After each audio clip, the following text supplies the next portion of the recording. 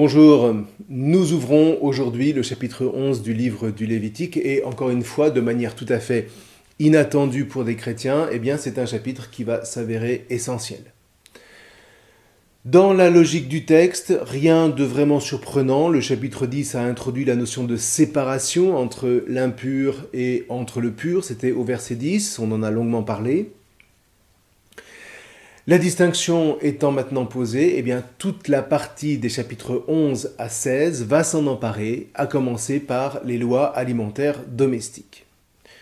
Alors, pour qu'on soit bien d'accord en ce qui concerne la vie du sanctuaire qu'on a vu dans la première et dans la deuxième partie, celle-ci concerne la sanctification, c'est-à-dire l'élévation vers Hachem par la présentation des offrandes.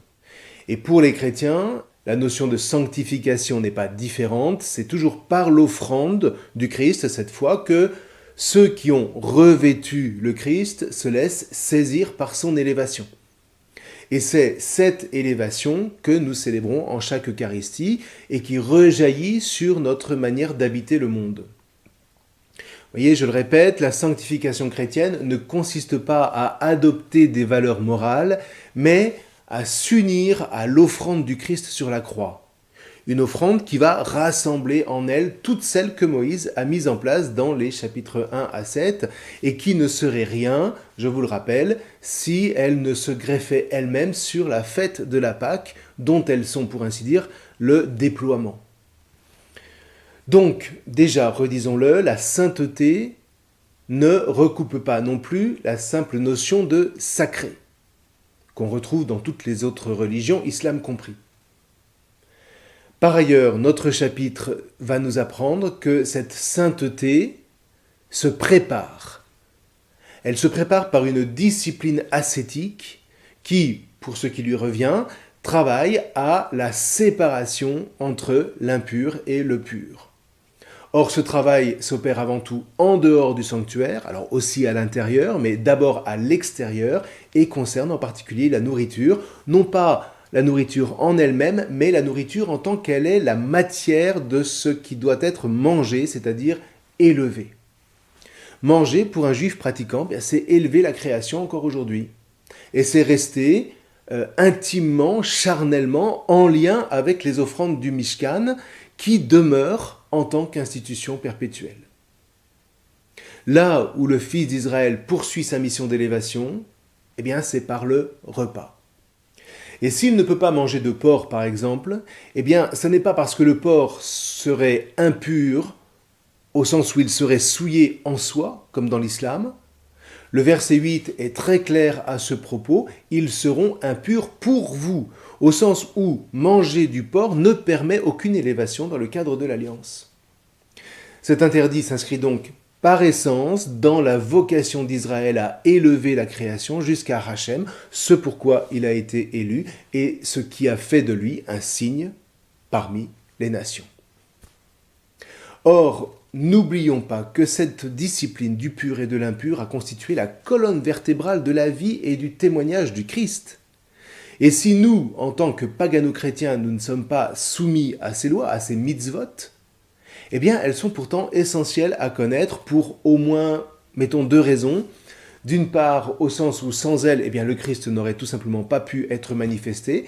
Et puis, d'autre part, au sens où même si nous n'y sommes pas soumis, il serait fort imprudent pour nous de rejeter toute discipline alimentaire, non pas simplement en termes de jeûne ou de privation, mais en termes d'assomption de ce que nous mangeons.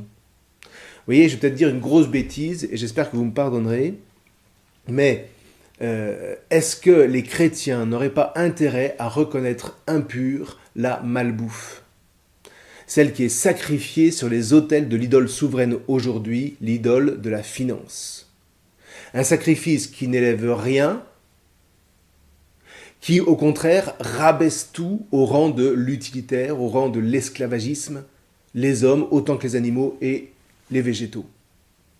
Est-ce que nous ne pourrions pas prendre à notre compte cette perspective du manger au sens d'élever plutôt que de l'assimiler au simple fait d'ingurgiter, de consommer ?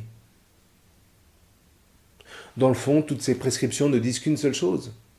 L'homme n'est un homme, n'est Adam, que lorsqu'il élève ce dont il se nourrit, sans quoi, eh bien, il n'est qu'un parasite d'autant plus dangereux pour la création qu'il est évolué. Bien. Alors maintenant, toute cette discipline ne se décrète pas non plus en un jour, vous pensez bien, c'est un travail de longue haleine qui commence avec Moïse, un travail séculaire, millénaire même, à transmettre de génération en génération pour amener peu à peu un peuple entier à s'élever, c'est-à-dire à abandonner volontairement sa bestialité. L'homme remis à sa seule spontanéité, à ses seules pulsions, dirait Freud, et qui s'abaisse ainsi en dessous de son animalité. Et donc pour ça, eh bien, il faut structurer la vie de ce peuple et passer par des interdits dont les raisons peuvent échapper, certes, mais dont la pratique va porter ses fruits. Alors, ce qui ne dispense évidemment pas d'essayer de comprendre malgré tout, c'est ce que nous allons faire ensemble. Quand Hachem dit au verset 2 « Voici les bêtes que vous mangerez parmi tout animal qui est sur la terre », eh bien, on peut comprendre à présent qu'il dit en substance « Voici les bêtes aptes au mouvement d'élévation ». C'est déjà un premier acquis. Alors, la suite est plus subtile, puisque au verset 3, Hachem précise « Tout animal au sabot fendu et qui rumine ». Alors, on se pose la question, pourquoi ce critère ? Alors, grâce à ce qu'on a déjà vu, sur la base de la pensée analogique du Mishkan et de son culte, on peut essayer de discerner une logique. D'abord, le fait de ruminer exclut tout animal carnivore, au sens où celui-ci verse nécessairement le sang pour se nourrir. Donc, aucun félin, aucun rapace, etc., etc. Mais l'exigence de la rumination exclut aussi de la pureté tous les omnivores, comme le porc, qui mange sans discernement. Alors celui-là, c'est vraiment l'objet des pires haros, dans la mesure où c'est l'animal hypocrite par excellence. Il a les sabots fendus et il mange de la verdure, alors il pourrait faire croire qu'il est pur, sauf qu'il mange aussi de la chair et du sang, et ça ne pardonne pas. C'est le loup au milieu de la bergerie, le symbole par excellence de l'idolâtre qui mange à tous les râteliers. Alors voilà, ceci pour la rumination. Maintenant, pourquoi le sabot d'un animal pur doit-il être fendu ? Eh bien, si vous regardez bien, vous verrez que tous les animaux à sabots fendus sont pacifiques. Ce que ne sont pas, par exemple, les équidés, qui eux peuvent servir à la guerre et dont le cheval est l'éponyme, du moins dans la Bible. Alors bon, ok, l'âne à la guerre, ça n'est peut-être pas le plus performant, pas plus que le zèbre, mais en tant qu'équidés, donc assimilables au cheval, eh bien ils sont impurs. Ce qui ne veut pas dire, au demeurant, qu'on ne peut pas les toucher ou les enfourcher.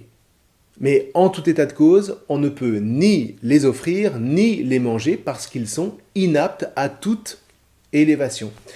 Ceci dit, parmi tous les animaux ruminants aux sabots fendus, eh bien, les moutons, les chèvres et les bovins sont à leur tour des éponymes pour la seule raison qu'ils sont les plus accessibles. Les autres, ma foi, il faudrait les chasser, ce qui est quand même beaucoup moins évident. Alors, on peut se demander maintenant pourquoi le texte s'arrête spécifiquement au verset 4 sur le gamal, le chameau qui rumine, certes, mais qui n'a pas le sabot fourchu, ce qui est une évidence puisqu'il n'a pas de sabot du tout. Et puis, les versets 5 et 6 s'attardent, eux, sur le shafan et la arnevet, qu'on traduit d'habitude par daman et puis par lièvre, y compris en hébreu moderne. Alors, à la limite, on pourrait dire que le lièvre rumine dans la mesure où, effectivement, son estomac possède un appendice où les végétaux sont mastiqués et transformés par les bactéries en petites boulettes noires protéinées qu'il récupère et qu'il avale pendant la nuit. Mais le daman, quant à lui, ne rumine pas du tout. Et quoi qu'il en soit, comme pour le chameau, ni le lièvre ni le daman n'ont de sabots. Alors, pourquoi les nommer spécifiquement ? Alors ici, beaucoup de théories fusent. Certaines enseignent que la arnevet serait en réalité le dromadaire, à deux bosses, tandis que le shafan serait une sorte de lama. Bon, pourquoi pas. En tout cas, force est de constater en définitive que personne ne sait à quels animaux fait allusion le Lévitique. Peut-être des ruminants plus ou moins familiers à l'époque, mais qui ont disparu depuis. Ma foi, en 3000 ans d'histoire, ce n'est pas impossible. Bref, concernant les animaux aquatiques, à présent, à partir du verset 9, seuls sont purs les animaux à nageoires et à écailles. Donc, exit les batraciens ou les reptiles, alors qu'ils sont tout à fait consommables et même très bons. Et puis, exit aussi les crustacés. On ne peut pas être juif pratiquant et s'offrir des plateaux de fruits de mer. Alors, non pas, encore une fois, au sens où ce serait répugnant, mais au sens où il s'agit tout simplement d'une ascèse. Et comme toute ascèse qui touche au corps, en tout cas quand l'ascèse est véritable, eh bien, la vigilance de l'âme s'en trouve renforcée, de sorte que l'esprit est plus à même de s'approcher de Hachem. Vous voyez, ne cherchons pas d'arguments scientifiques ou même diététiques, ne tombons pas non plus à l'inverse dans des raccourcis qui exalteraient la soumission aveugle à Hachem façon Coran. La vérité, c'est que l'ascèse maintient l'esprit en éveil. Et si vous vous surprenez à tenter d'expliquer les vertus gustatives de la langouste ou des huîtres à un juif, et bien quelque part, vous allez jouer à être face à lui le serpent de la Genèse. Mais si, allez, vas-y, si c'est bon à manger, pourquoi est-ce qu'on aurait le droit de te l'interdire ? Résultat, s'il est faible, eh bien il va goûter, et il va trouver ça très bon.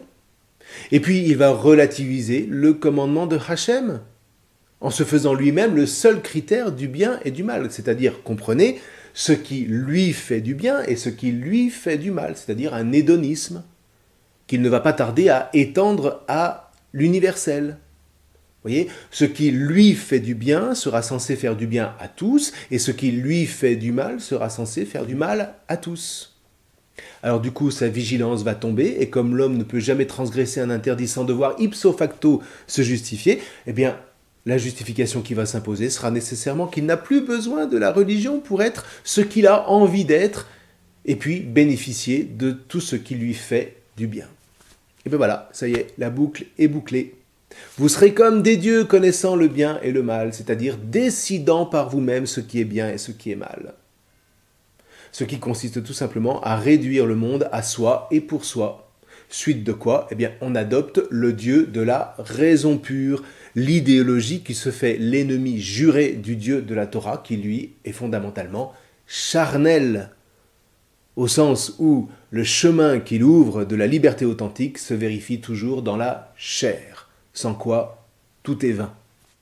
Et donc, une adoration du Dieu de la raison qui conduira ce pauvre homme à la mort, si tant est que river la liberté à la raison pure, proclamer son indépendance, revient tout simplement à scier la branche sur laquelle on est assis en étant persuadé que c'est le tronc qui va se casser la figure. Bref, en tout cas, tout ça pour dire que dans ces versets se joue quelque chose de vraiment essentiel, y compris pour nous chrétiens, le rapport à l'obéissance. Vous voyez, on reste donc bien dans le droit fil du chapitre 10 qui a précisément introduit pathétiquement, c'est vrai, cette question. Alors comment se joue ce rapport à l'obéissance ?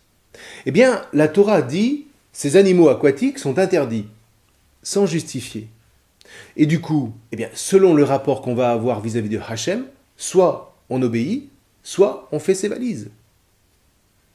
Vous voyez, avec ces interdits, on est vraiment sur le fil du rasoir, là où Adam décide s'il mangera ou non du fruit de l'arbre de la connaissance du bien et du mal. Or, c'est précisément là qu'Israël joue sa sainteté. C'est-à-dire que là où toutes les nations contestent et jalousent la préséance de Hachem, ce que raconte l'histoire de la tour de Babel, Hachem va donner à Israël d'être un signe parmi ces nations en convoquant ce peuple à faire le choix de l'obéissance, à être saint au milieu des nations pour vivre l'alliance qui conduira ce peuple à la rencontre nuptiale promise, à ceux qui obéissent. Le but de toutes ces prescriptions n'est donc absolument pas de maltraiter Israël, mais de guider l'Adam sur le chemin de la sainteté, de l'aider à renouer avec la liberté qui caractérise la vraie vie. Et vous voyez jusqu'où nous conduit le livre du Lévitique. Et tout ce que je vous dis trouvera sa confirmation à la fin du chapitre 11, lorsque Hachem dira pour la première fois « Soyez saints, car moi, je suis saint ». Alors ceci dit, on constate que les animaux aquatiques sans nageoires et sans écailles ne sont pas qualifiés de tamés, impurs, mais de sheketz, c'est-à-dire qu'on va traduire par immonde, non pas au sens de répugnant, encore une fois, mais au sens où on les rejette purement et simplement. Ils ne sont pas impurs au sens où ils ne rendent pas impurs, ils sont juste interdits. Ce qui est aussi valable pour les oiseaux et puis les bestioles volantes que traite la suite du chapitre. Alors d'une part, concernant les oiseaux, on remarque qu'il s'agit principalement d'oiseaux de proie, donc d'une manière ou d'une autre, des oiseaux qui versent à nouveau le sang, même la mouette qui est capable de jouer le rôle de charognard. En revanche, évidemment, pas de problème pour le canard ou le poulet dont les fils d'Israël vont faire leur plat commun jusqu'à aujourd'hui. D'autre part, concernant le sheretz du verset 20, alors là c'est un petit peu plus compliqué. Sheretz est parfois traduit par insecte, mais en réalité c'est la bestiole. Et sheretz hahop, c'est la bestiole qui vole. Et le texte précise toute bestiole volante qui marche à 4 pattes. Alors déjà, ça limite pas mal le champ d'investigation parce que des bêtes à 4 pattes qui volent, il n'y en a quand même pas des masses. Alors, cela dit, sheretz est bâti sur la racine sharatz qui signifie foisonner, grouiller. Et là, on a peut-être un indice parce que des bestioles volantes à 4 pattes qui grouillent, qui foisonnent, eh bien, ça peut à tout le moins désigner les chauves-souris. Vous voyez, nos anciens étaient suffisamment observateurs pour savoir que les insectes avaient 6 pattes, donc on oublie la traduction de sheretz par insecte. Ceci dit, la sauterelle est tout de même classée dans cette catégorie, dans la mesure où ses pattes postérieures sont tellement difformes par rapport aux pattes antérieures qu'elles pouvaient effectivement laisser croire que l'animal marchait sur 4 pattes. En tout cas, la question a dû se poser puisqu'elle est traitée ici. Alors maintenant, pourquoi seules 4 espèces de sauterelles sur les 9 connues à cette époque sont-elles permises? Ça, c'est un petit peu difficile à dire. Ce qu'on remarque, c'est qu'aujourd'hui encore, certaines espèces sont dédaignées par les Arabes nomades qui les consomment. Donc, c'est certainement qu'il y a une raison. Alors voilà, on va s'arrêter là pour aujourd'hui, mais prenons vraiment le temps de lire ces versets dans l'esprit qu'on a essayé d'introduire. Et vous allez voir, même si nous ne sommes pas, encore une fois, appelés à suivre ces préceptes en tant que pagano-chrétiens, ce passage ne va pas manquer de nous interroger sur notre rapport à l'obéissance vis-à-vis du Père, vis-à-vis du Christ Jésus, comme vis-à-vis de l'Église. Et peut-être, qui sait, cela nous amènera-t-il à nous interroger sur notre disposition à la sainteté. Vous voyez, sur le travail de différenciation auquel nous sommes prêts, dont le lieu n'est pas le simple débat d'idées, mais bien l'ascèse charnelle que nous décidons de pratiquer ou non dans cette optique de sanctification. Pourquoi est-ce que je pratique cette ascèse? Pourquoi est-ce que je ne la pratique pas? Et faisons attention aux arguments que nous allons présenter parce que ils nous diront rapidement si nous sommes ou non sur le chemin de la sainteté, c'est-à-dire de la différenciation ou de l'indifférenciation vis-à-vis des nations pour être dans ce monde de vrais signes du Christ. C'est un bon test. Il n'y a pas de bonne ou de mauvaise réponse, il y a simplement un positionnement clair par lequel se définit la liberté en Christ à laquelle nous aspirons en tant que chrétiens. Voilà, en tout cas, quoi qu'il en soit, je vous souhaite une très bonne lecture. Nous terminerons le chapitre la prochaine fois. Je vous remercie.